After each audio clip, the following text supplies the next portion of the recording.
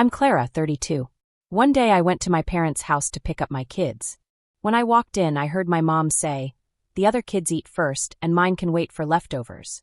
Leo and Kai were sitting in the corner with empty plates, looking sad, while my sister Bianca's kids were eating seconds. "Get used to it," Bianca told my kids. "You were born to get leftovers." My dad nodded.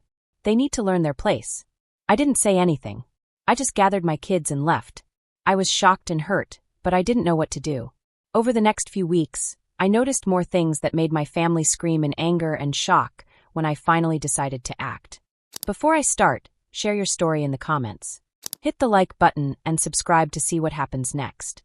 For 8 years of marriage, I slowly became the person my family relied on for money. I didn't realize it until it was too late. It started when I got my first real job at 17. Mom asked me to help with some household money. At first, it was just a little $20 here, $50 there. That seemed fair. I was happy to help. But as my income grew in college and later at work, their requests grew too. What I didn't know then was that they were slowly training me to always be the person who pays for everything. I thought I was helping because I loved my family, but really, I was being groomed to be their constant solution. When I married Adrian, and we both had good jobs, the money requests got bigger. They always asked in ways that made it hard to say no.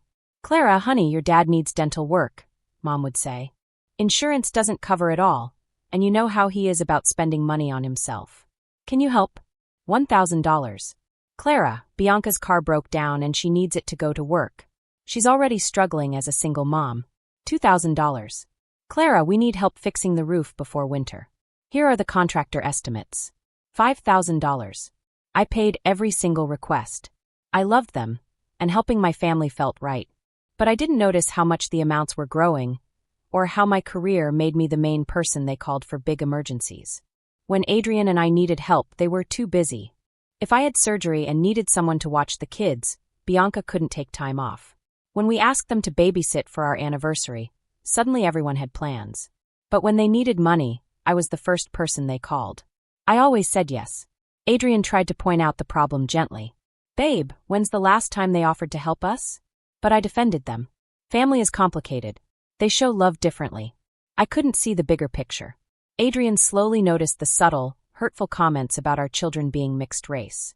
He saw the way conversations got awkward when he was around, and the way people asked if our kids would fit in socially. I didn't notice because I was busy being the good daughter, the sister who could pay for everything. Everything started to fall apart one normal day. I had a meeting that ran late, so I called Mom and asked if she could watch Leo and Kai until evening.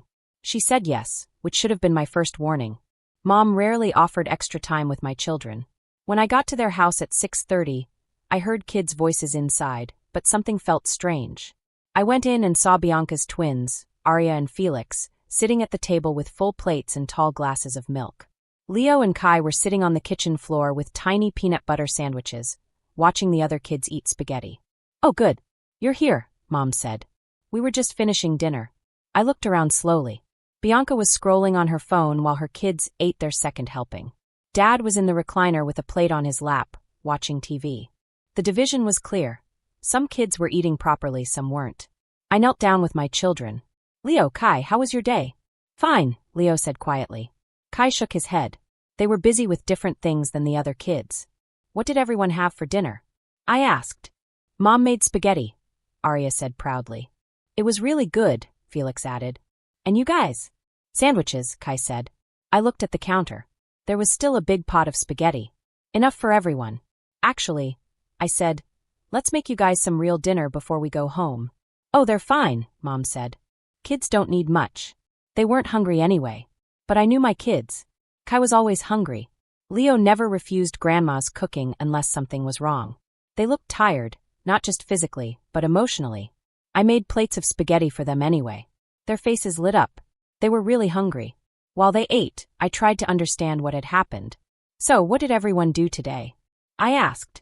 "We watched TV mostly," Leo said. "Did you play games?" "Go outside." The cousins exchanged glances. "We played video games upstairs," Aria said. "Did Leo and Kai play too?" Silence. "The upstairs games are for older kids," Felix said. "And outside?" "We played in the backyard for a while," Bianca said, still on her phone. "Different kids like different things." I realized something. My kids were being kept apart. Kai was one of the most social kids I knew. Leo was only quiet when he felt unwelcome. Well, I'm sure they'll have more fun next time, I said, trying to stay calm. Bianca finally put her phone down. We might be busy over the next few weekends. Summer activities, you know. I asked, like what? Pool parties, neighborhood barbecues, social events, Dad said. Traditions that aren't for everyone. My heart sank. My kids weren't welcome because they were visibly mixed race. My family was going along with it instead of protecting them. How long has this been going on? I asked quietly. What do you mean? Bianca said, but her guilty face gave her away. Have you been making decisions about what my children can do based on how they look? Clara, you're misunderstanding, Dad said. We're just trying to navigate social situations realistically. Realistically? As if treating 6- and 8-year-olds unfairly was reasonable. I was still processing this when Kai tugged on my sleeve. Mommy, can we go home now? The quiet sadness in his voice broke my heart. I realized that for years my family had been treating my children differently because of their race. They were letting my kids eat last, keeping them away from fun activities, and pretending it was all normal. It was heartbreaking. I wanted to scream at them, but I also wanted to protect my children. I had to stay calm and think. I remembered every time I had helped them with money, every time I had said yes to their needs, even when mine were ignored. And I realized, it wasn't just unfair. It was a pattern. They were slowly taking advantage of me and my kids. I decided to do something about it. I started by telling Adrian everything that had happened. He listened carefully, holding my hand as I described the way my kids were treated. He agreed that we needed to stand up for ourselves, not just for our money, but for our children's dignity. The next weekend, I went back to their house, but this time, I didn't just come to pick up the kids. I came with a plan. I decided it was time to set boundaries. No more giving money automatically. No more letting my kids be treated like they were invisible. No more pretending it was normal when it wasn't. I told my parents and Bianca clearly. From now on, Leo and Kai will be treated like all children. They will eat the same meals, play the same games, and be included in the same activities as your children. And we will no longer provide money automatically.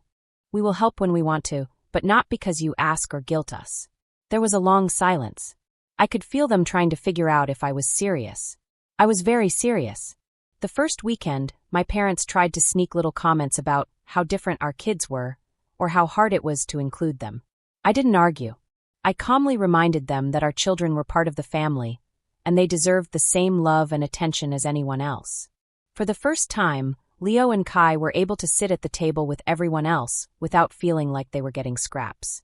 For the first time, they could play with their cousins without being told they weren't welcome. And for the first time, I felt proud of myself for finally standing up. It wasn't easy. My family was shocked, hurt, and angry.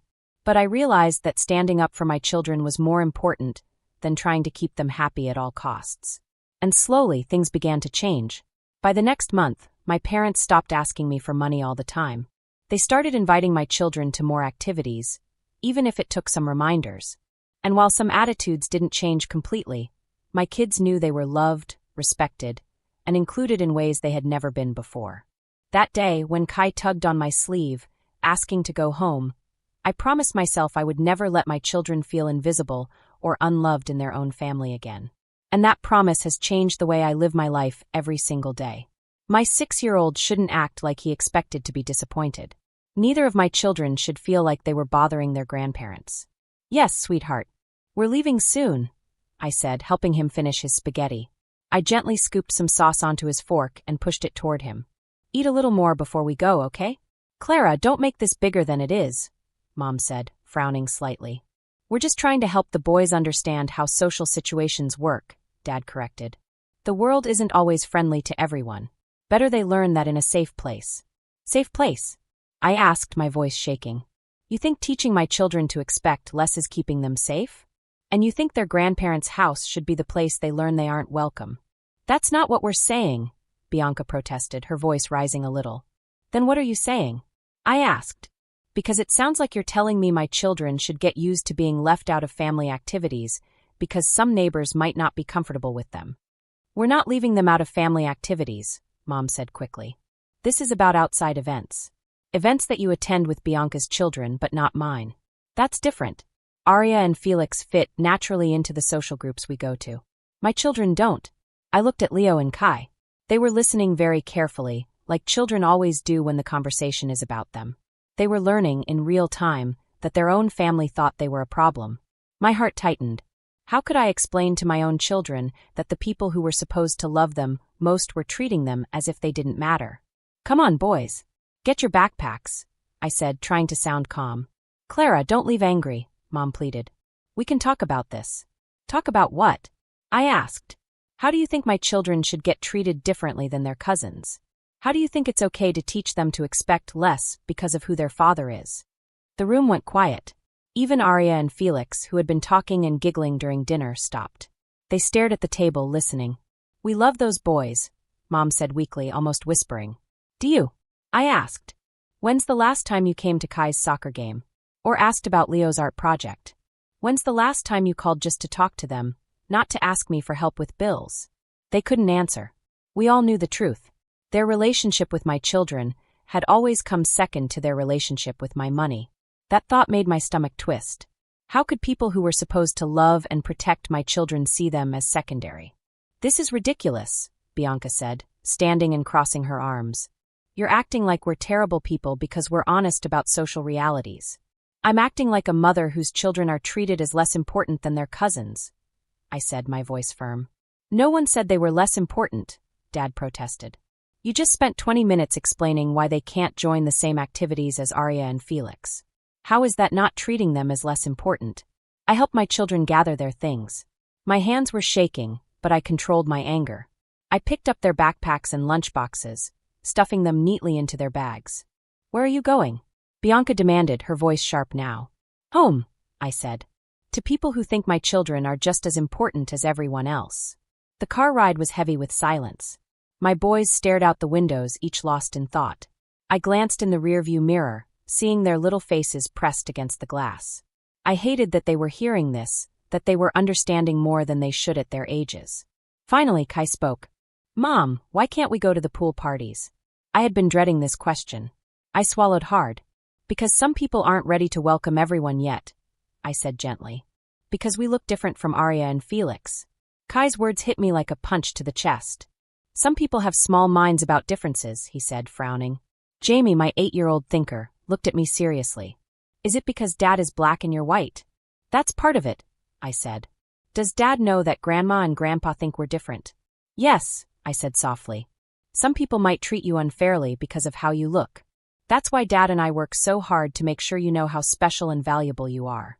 "But Grandma and Grandpa are supposed to think we're special too," Kai said, looking confused. "Yes, they are," I said. "Do they?" he asked again with those big, innocent eyes. I sat quietly, looking at my beautiful children. They were asking questions no child should have to ask, and I didn't have a good answer. The evidence suggested my parents saw my children as complications, not gifts. When we got home, Adrian was in the kitchen. He looked at my face, and immediately knew something serious had happened. "Rough afternoon?" he asked gently. "We need to talk," I said, nodding toward the boys after they were settled. But Leo, with the honesty only a child has, walked straight to his father. "Dad, Grandpa says we can't go to neighborhood parties because people aren't comfortable with mixed kids." Adrian's coffee mug stopped halfway to his mouth.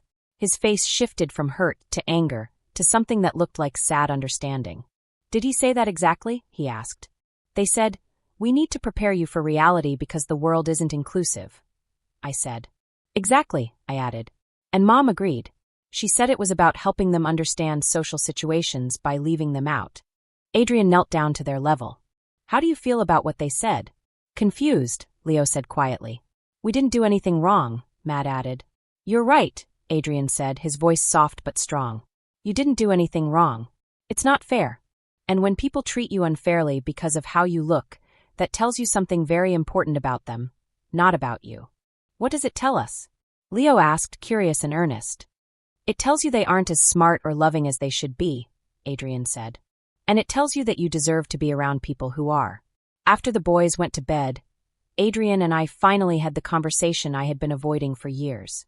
"How long have you known?" I asked, sitting on the couch with a cup of tea.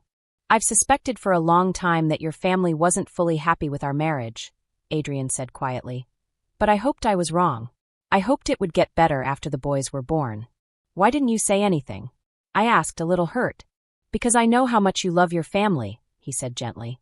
And I hope maybe if I worked hard and proved myself, they'd come around. I didn't want to make you choose between me and them. I thought about all the times Adrian quietly endured awkward family gatherings. Polite but distant conversations. The subtle ways my family never fully included him in planning or decision-making. Clara, this isn't new, he said quietly. It's just more obvious now because the boys are old enough to notice. What do you mean? I asked. Your mother once asked me privately if I could take care of you properly, he said. Your father suggested we wait to have children to make sure we were compatible long-term. Bianca once asked if I worried about raising mixed children in a challenging social environment. Each of these thoughts felt like a small betrayal. When did she ask you that? I asked, stunned. Kai's 5th birthday party, he said. She made it sound like she was being thoughtful, asking about challenges we might face. I realized how much Adrian had been protecting me. He had absorbed casual racism without complaint because he didn't want me to have to choose between him and my family. You saw what you needed to see to maintain peace, Adrian said softly. There's nothing wrong with that. But now the boys are old enough to understand. We have to make different choices. What kind of choices? I asked. Adrian took my hand. We have to decide if we will keep exposing our children to people who think they are less worthy of love and inclusion because of their race. The answer was obvious. But it also meant admitting that the family I had been supporting for years had been treating my children like they were less important. There's something else, I said slowly. I need to figure out how much money I've been giving them over the years. I pulled out my laptop and opened my banking app. Adrian looked over my shoulder. We went quiet as the numbers loaded. Clara, he said finally, this is a lot of money.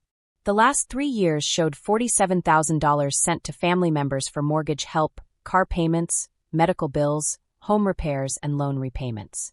It's gotten bigger as my salary increased, I said. 5 years ago, it was smaller but more frequent. Going back further showed the pattern. What started as occasional help had become regular support. They've been living partially on our income, Adrian said quietly, and treating our children like second-class citizens. I closed the laptop and looked at him. What do you think we should do? I asked. Adrian was quiet. I think we need to protect our family, our real family. What does that look like? Setting boundaries, prioritizing the people who love and respect all 4 of us, and teaching our boys that they don't have to accept less than they deserve from anyone, even relatives. I nodded. Something inside me shifted. The need to keep family peace was replaced by the need to protect my children from people who saw them as problems. I think it's time my family learned what happens when you take people who give you money for granted, I said. Adrian smiled, serious but calm. What are you thinking? I'm thinking they are about to see what their lives look like without our financial help. What I did next changed everything. The next morning, I decided to take a personal day from work. Adrian took the boys, Leo and Kai, to school and I stayed home. I sat at the kitchen table with a notebook and a pen. I needed to look carefully at the money I had given my family over the past 8 years. I had never studied it as a whole like a pattern. I started adding everything up, line by line. The numbers were worse than I expected. It wasn't just the money I gave directly. There were loans that were never paid back. There was help I gave just for a little while, but it had become permanent. And there were emergencies that always seemed to come at the same time I got a raise or a bonus at work. Every time I tried to see the pattern, it felt like my money was disappearing into a black hole. At around 10 a.m., my phone rang. It was Mom.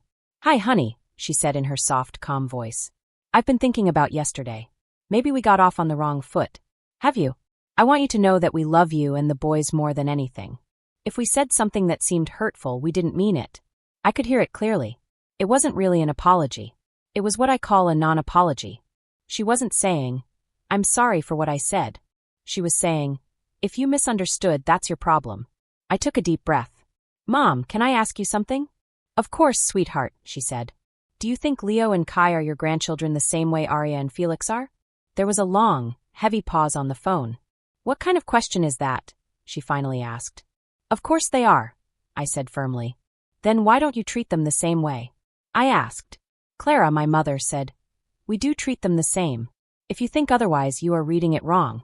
I made a choice that would change everything.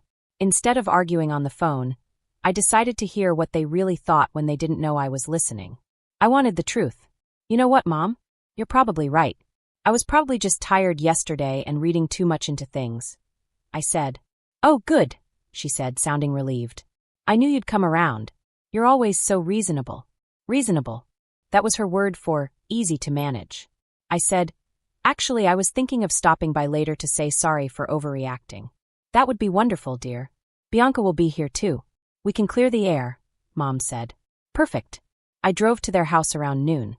I parked down the street instead of in the driveway. I didn't want them to know I was coming. I used my key to enter through the back door. I moved quietly through the mudroom toward the sound of voices in the kitchen. What I heard made my blood freeze. I can't believe she made such a drama out of nothing, Bianca said.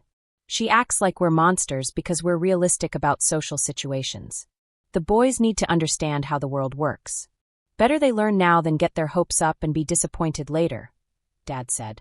Exactly, Mom said. Clara's always idealistic.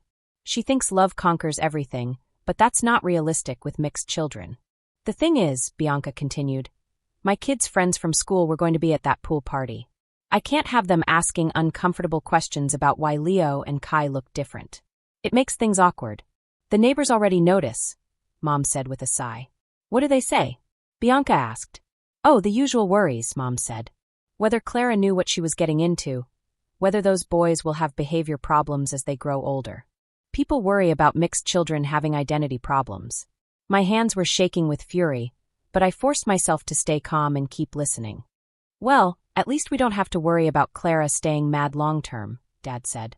She always comes back when we need her, especially for money. She's too soft-hearted. Mom agreed. Remember when she was upset about the car loan? She got over it and ended up covering the insurance too. Bianca laughed. She might pout for a week, but she'll be back with her checkbook. Then came the words that burned into my memory forever. The thing is, Mom said casually, the siblings' children eat first and mine wait for scraps. That's just how it has to be with mixed families. The normal-looking children get priority. Right, Bianca agreed.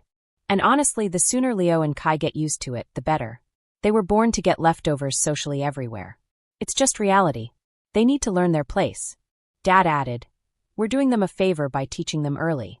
I stood in that back hallway, listening to my family talk about my children like they were defective toys that needed to be hidden from view.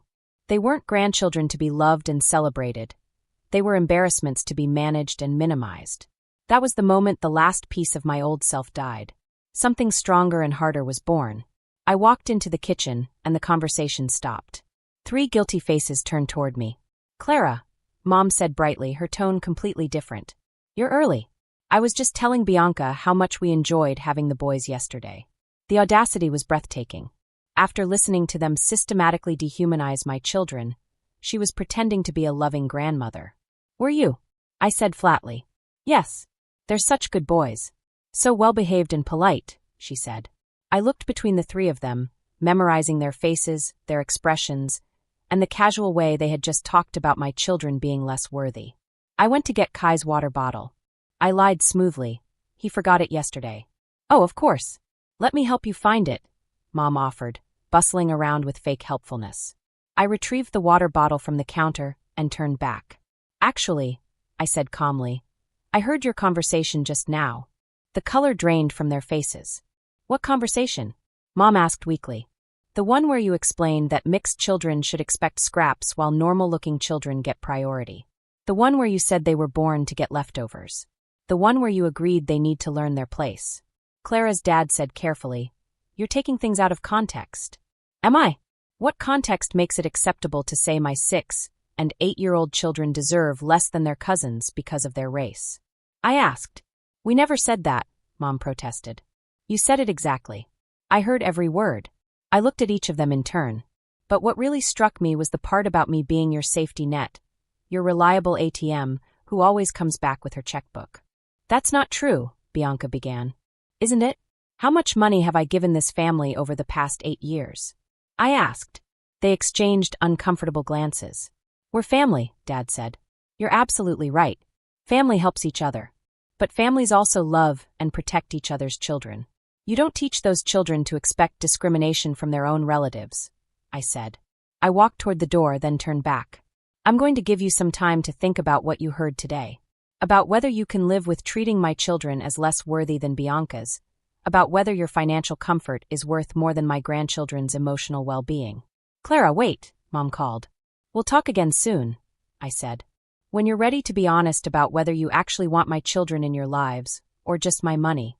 Over the next week, I made a series of phone calls that would fundamentally alter my family's lifestyle. I started with my accountant, whom I had been meaning to consult about our family's financial planning. I need to understand the full scope of financial support I've been providing to extended family members, I said. Of course. Do you have records of transfers and payments? She asked. 8 years' worth, I said. When she called back 2 days later with her analysis, I was even shocked. Clara, you've provided $127,000 in documented financial support over 8 years.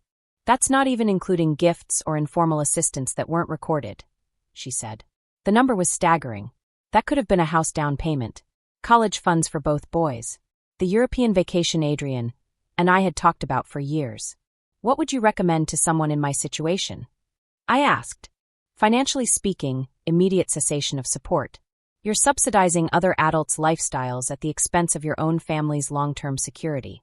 And if you wanted to recover some of these funds, that depends on documentation. Were these gifts or loans? I thought about years of conversations, promises to pay me back when they got on their feet. Some were loans. Some were just temporary help that never ended. She continued, but the bigger question is whether pursuing repayment is worth the emotional cost. She was right. I wasn't interested in chasing money from people who had shown their true feelings about my family. I was interested in removing their financial incentive to pretend they wanted us around. Next, I called a family lawyer. I need to understand my obligations regarding financial support I've been providing to family members, I said. Are these court-ordered obligations? Elderly parents who need care, the lawyer asked. No, voluntary support that's become expected and increasingly demanded. Then you have no legal obligation to continue. Any money you've given was your choice. Stopping is also your choice. If they built their lives expecting this support, that's their problem, not yours. You're not required to maintain other adults financially unless there's a specific legal agreement. That evening, Adrian and I had another very important talk. I want to stop giving them money, I told him. All of it. Right now. Adrian nodded slowly. I think that's right. But are you ready for what might happen? What might happen? I asked. Clara, you're talking about taking away a lot of money from people who have gotten used to having it. They're going to be upset. They might say or do things to try to keep getting it. He was right, but I didn't care about their comfort anymore. Let me ask you something, I said. If strangers treated our kids the way my family treats them, what would you want me to do? Cut contact immediately, he said. Then why should relatives get treated differently? I asked. They shouldn't, he said. The next morning, I started taking away all the financial help I had been giving my family. First, I called the mortgage company where I was listed as a co-borrower on my parents' house. I asked, I want to know how I can remove myself from this mortgage. The person said, the other people on the loan need to qualify to refinance it on their own. If they can't, they usually have to sell the house or find another co-borrower.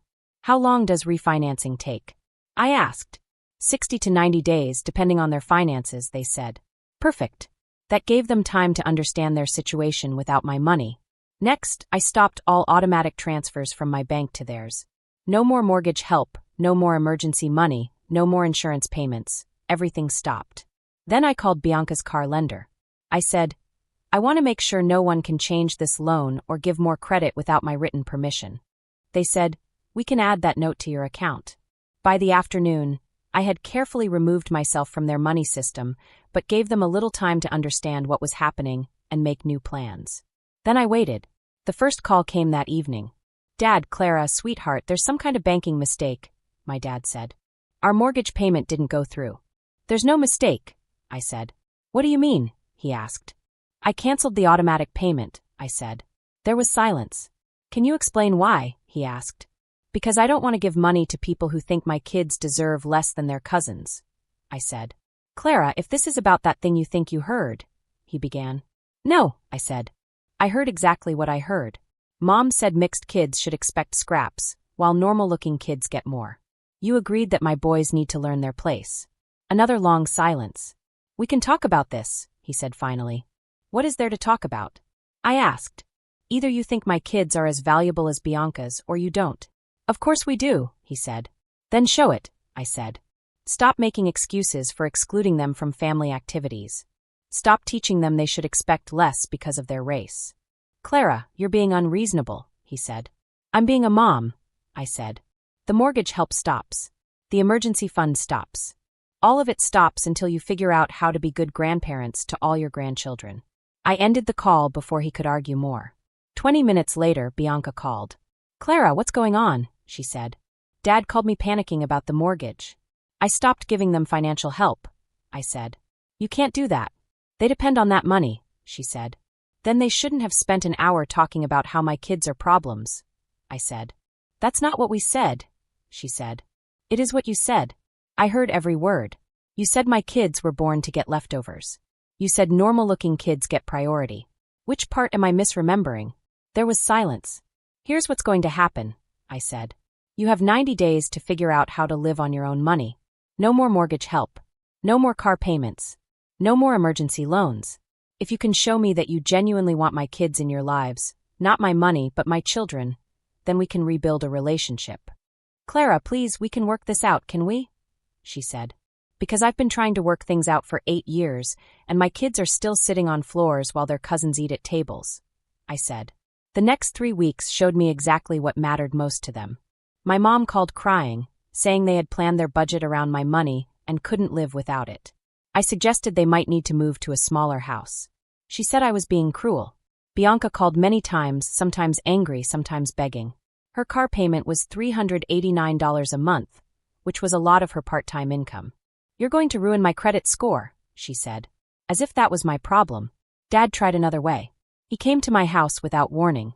Clara, we need to talk reasonably, he said. I'm happy to talk reasonably about when you will start treating my kids the same as Bianca's, I said. We do treat them the same, he said. Dad, you literally said they need to learn their place because they are mixed race. That's not what I meant, he said. Then what did you mean? I asked. He didn't have an answer. Maybe we've been insensitive, but destroying our financial stability isn't the answer, he said finally. I'm not destroying anything. I'm just stopping my money for people who don't respect my family, I said. We do respect your family, he said. Show me. Invite Leo and Kai to everything you invite Arya and Felix to. Stop making excuses. Treat them like the grandchildren they are. If you do that, the money comes back, I said.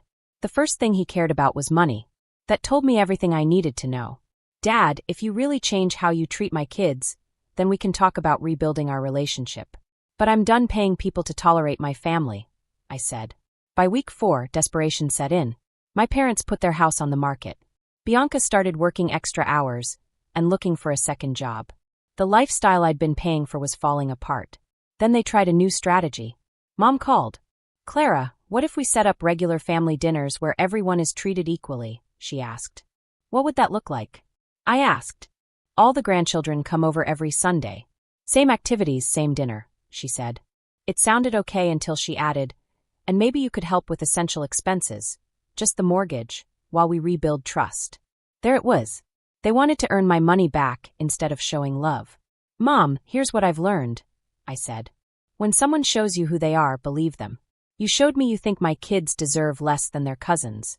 Everything since then has been you trying to minimize that so you can keep my money. That's not true, is it? You're not calling because you miss Leo and Kai. You're calling because you miss my money. We miss all of you, she said. Then prove it. Spend time with my kids without asking for money. Show real interest in their lives. Be the grandparents they need, not the ones who tolerate them for profit. 6 months later, I was loading the dishwasher after Sunday dinner. Adrian showed me a text he had gotten. Your dad wants to meet for coffee, he said. Just the two of them.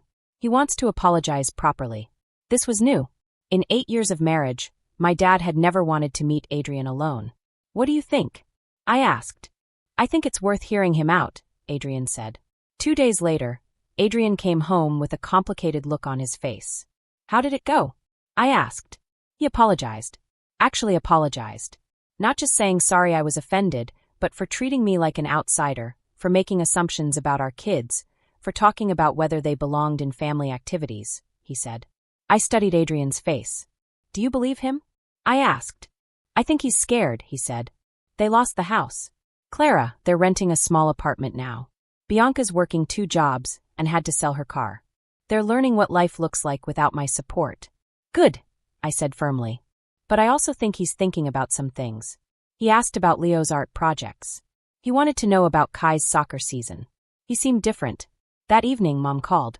Clara, I know you might not want to hear from me, but we're in family counseling.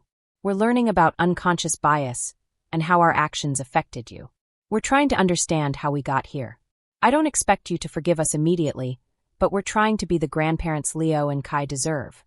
I waited, curious if she wanted money again. Mom, I need you to understand. The money is never coming back. You must live within your means. That's your responsibility, not mine, I said. She said, I understand. I could hear it. If you want a relationship with Leo and Kai, it has to be because you care about them, not because you want my money, I said. I do value them, she said. I know it doesn't look like that, but I do. Then show them. Not me them. Be the grandmother they need, not the one you've been. 3 months later, we had our first family dinner in almost a year. Not at their house because it was too small, but at a restaurant where everyone paid for their own meals. I watched carefully. Mom and Dad asked Leo about his art and actually listened. They cheered when Kai talked about soccer. They included both boys equally. It wasn't perfect. Years of behavior don't change overnight. But it was better. After dinner, Mom pulled me aside. Clara, losing your financial support was the best thing that could have happened, she said. How? I asked. Because it made us realize we were choosing comfort over family. Money over love. I looked at her, watching for tricks. I saw genuine remorse. The boys still asked why they don't see their grandparents anymore. Maybe we can change that, I said. Not big family events, just small visits, getting to know them as people. Maybe, I said. As I drove home, Kai asked, Mom, are Grandma and Grandpa different now? What do you think, sweetheart? I asked. I think they're trying to be different. Grandpa asked me about my science project and actually listened, he said. And how does that make you feel? I asked. Good. Like maybe they want to know us, not just see us, he said. From the rearview mirror, I saw Leo nod. Adrian held my hand. Any regrets about how you handled it? He asked. I thought about the house my parents lost, the stress they had, the year of no contact. Then I thought about my kids learning they don't have to accept less than they deserve. None, I said. Not one.